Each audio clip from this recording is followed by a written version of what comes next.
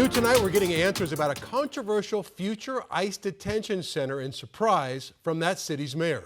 Welcome to 12 News at 6. I'm Troy Hayden. And I'm Kadiva Devine. 12 News journalist Bram Resnick is live outside of Surprise City Hall, where the city's mayor took questions about his recent meeting with Homeland Security officials. And Bram, he had a lot to say.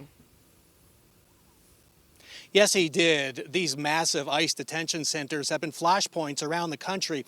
The mayor filled in some blanks for reporters, but critics weren't pleased. Mayor Kevin Sarter and 4 other city officials met 2 weeks ago with the DHS official overseeing the build-out of facilities for migrant detainees.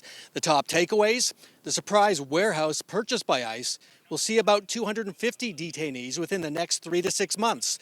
Total beds are capped at 542.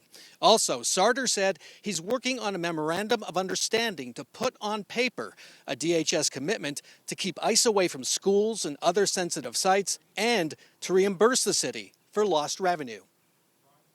From my perspective, it's constant communication. That's the only way we're going to get through this as a city, is to make sure that we're in contact with them. If we have any questions, they get them answered.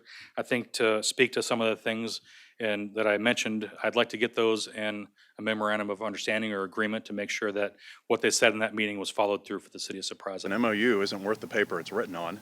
It's a memorandum of understanding. It is not a commitment. It is not a promise. It is not a law. It's a promise waiting to be broken. Opponents of the ICE facility say they hope Attorney General Chris Mays will sue the feds. Mays' spokesman tells 12 News she's considering all available legal options. Mayor Sarter will share his update on the ICE facility with residents of Surprise at the next City Council meeting on April 7th. Live in Surprise, Bram Resnick, 12 News. So the bottom line here, Bram, that we learned today is 3 to 6 months, there are going to be people inside those buildings, and possibly about 250. That's what Mayor Sarter learned in Washington, D.C. Folks there with him confirmed that for us. I should point out that is much less than what we thought. The numbers we thought would be in the facility is rated for 1,500 people. So in some ways, the capped rate of over 500 is smaller than what was expected. But again, critics really don't, there's not a lot of trust in the feds right now among the critics. So we'll just have to wait and see what happens. All right, Bram, thank you so much. Live out in Surprise. Thank you, Bram.